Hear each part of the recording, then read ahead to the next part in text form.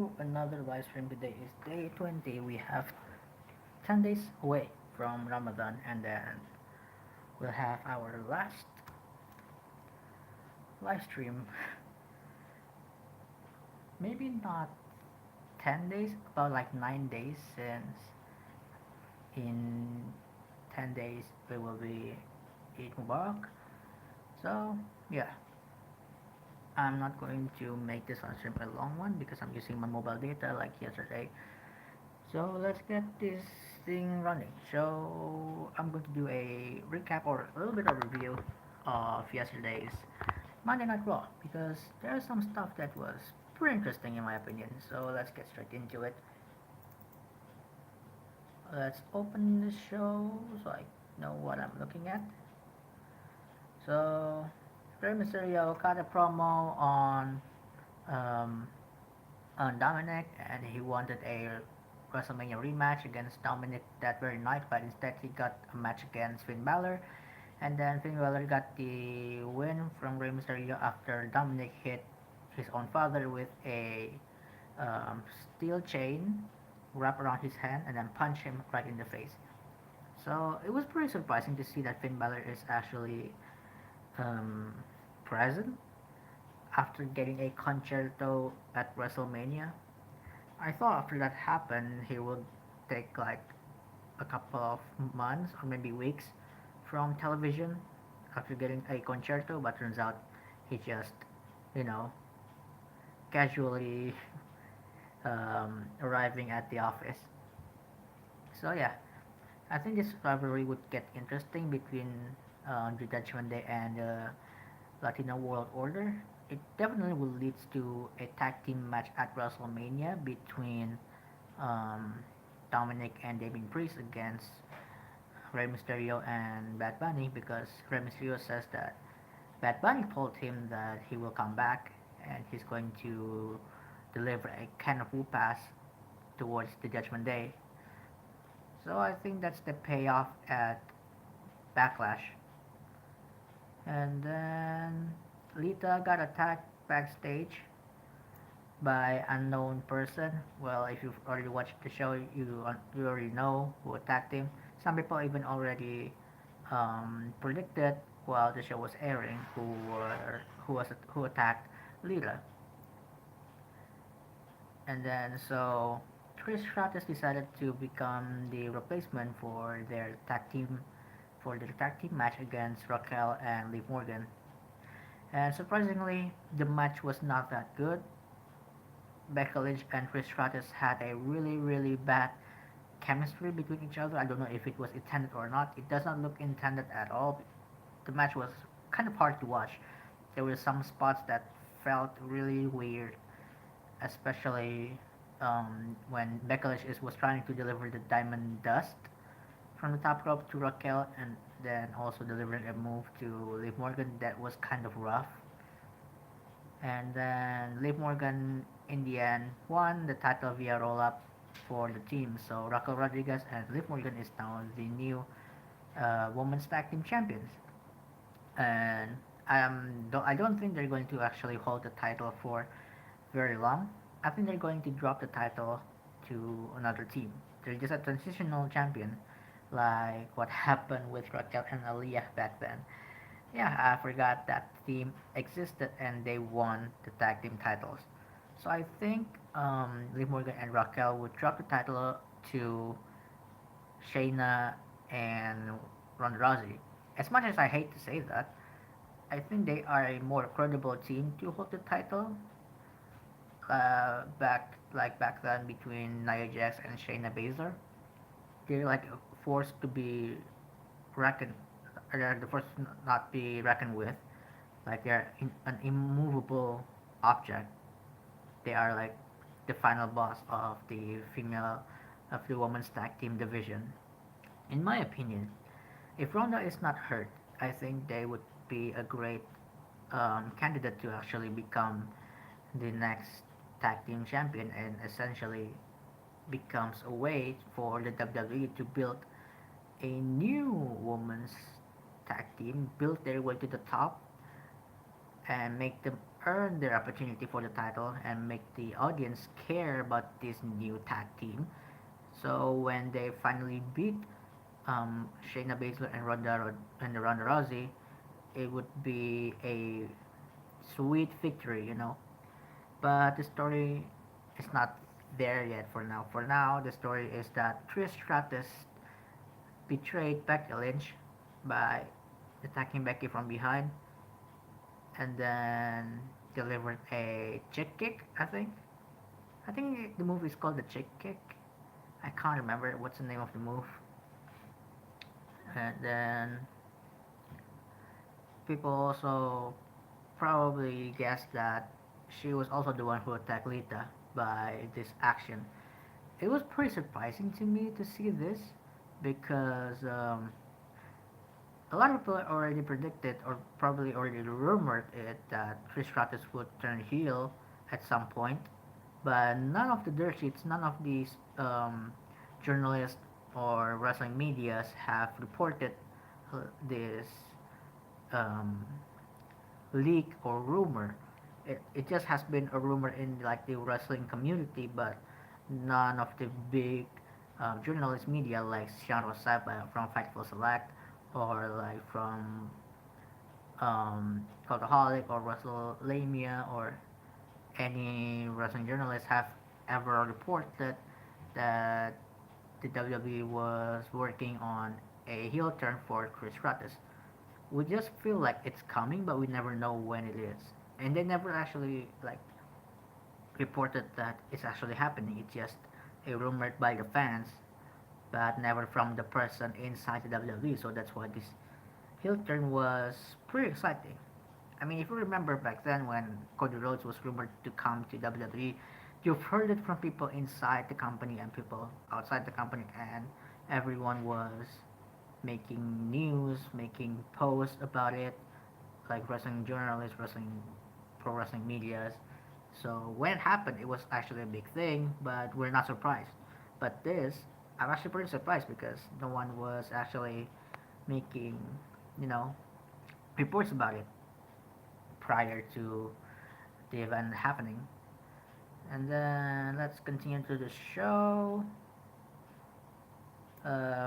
Bailey talked to Adam Pearce saying that she got a chance to be in a triple threat match against Mia Yim and Tyler Niven, and the winner is going to challenge Bianca Belair for the Raw Women's Championship.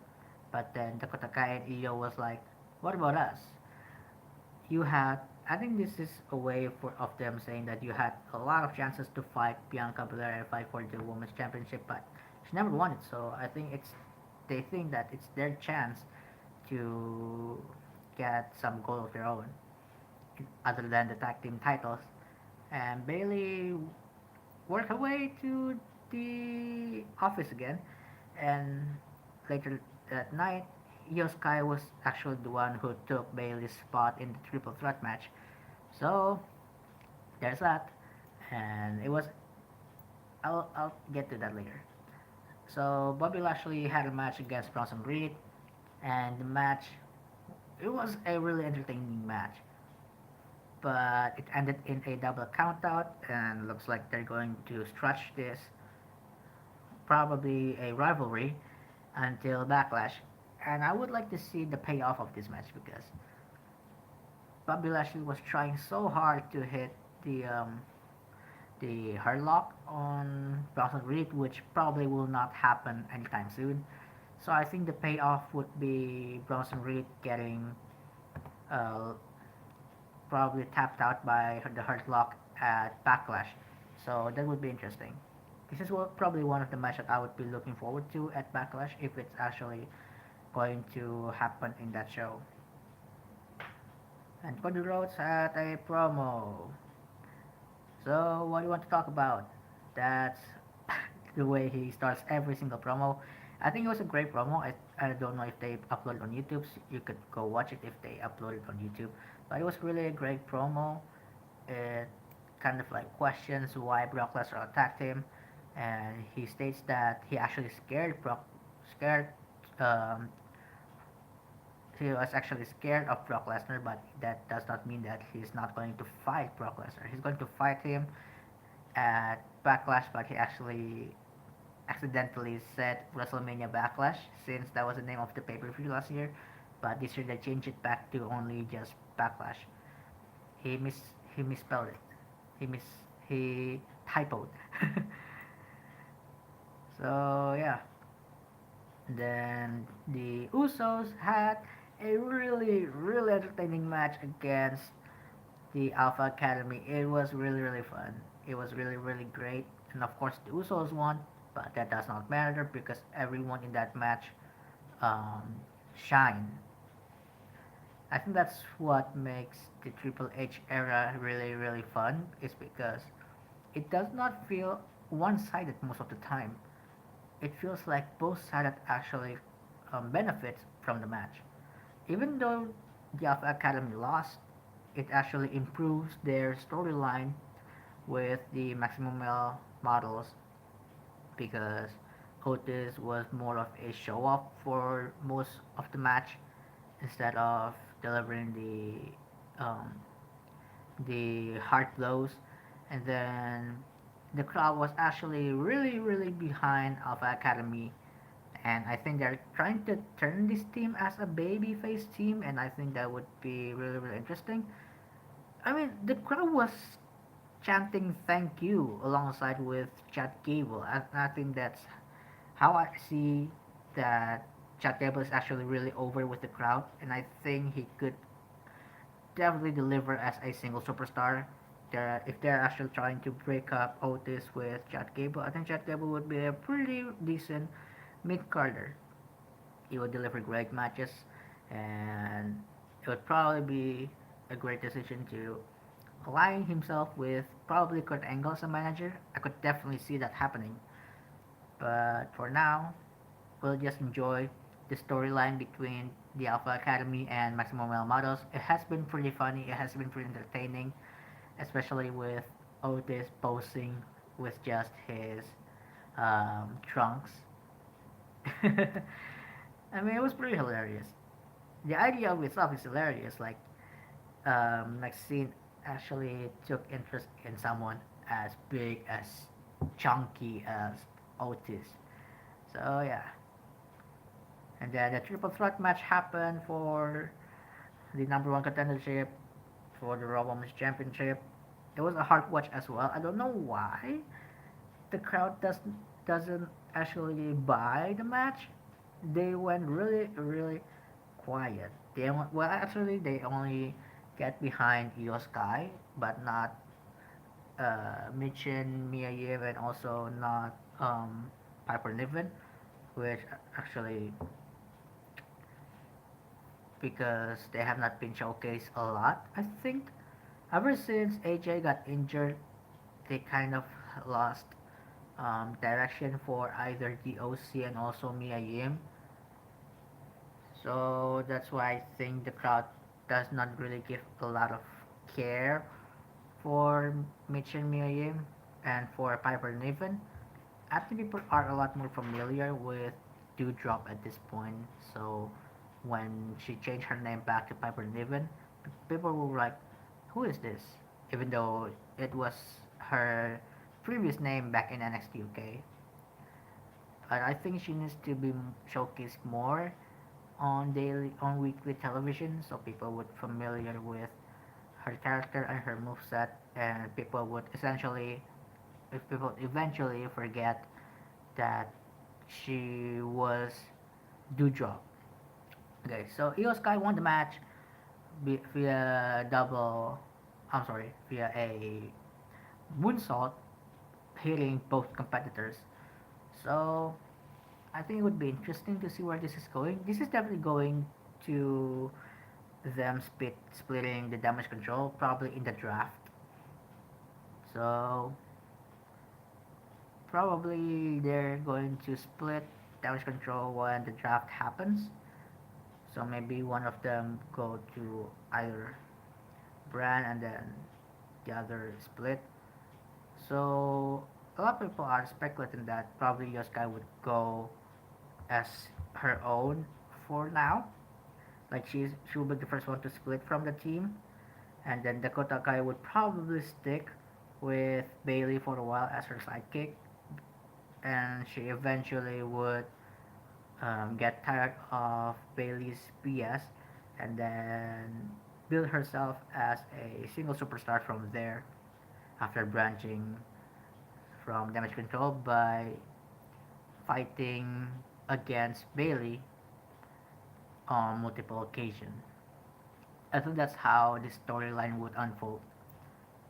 And then Kevin Owens fighting against Solo Sikoa. So um, for this Raw, they actually got a lot of changes in the match card because some people got stuck because of flight delay because the weather was not that good for um, flying transportation. So some people were not able to make it to the show. At the start, Corey Graves said that Sami Zayn and Riddle could not make it, but I think that happened on the precinct since the start of the show. So Riddle was supposed to fight the Miz in the show, but I think the Miz was actually the one whose flight got delayed. So Kevin Owens fight Solo Sikoa. Solo won after Jay hits Kevin with a super kick, and then Solo hit him with a someone's bike. And then while they were beating down Kevin Owens, Sami Zayn and Riddle arrived, like quote unquote arrived. They ran to the arena from the airport. That's what the commentary said. And then they saved Kevin Owens. So there you go. It had the same outcome from last week's um, match, but yeah, uh, well, I guess that's it. That's all for Raw this week, and I will watch NXT tomorrow and give you my reports on it. And oh yeah, my channel just got a lot of the WWE videos got blocked again. I managed to save some by private them, so I will re-upload those videos again at some point. I think I will keep it low for now. I will upload the January supercut pretty soon. So yeah, Ramadan is in 9 days. We will have 9 more days of live stream, and then one more in the Eid Mubarak day. So thank you so much for watching. My name is Defaja, and I'll see you guys tomorrow. I'm signing out.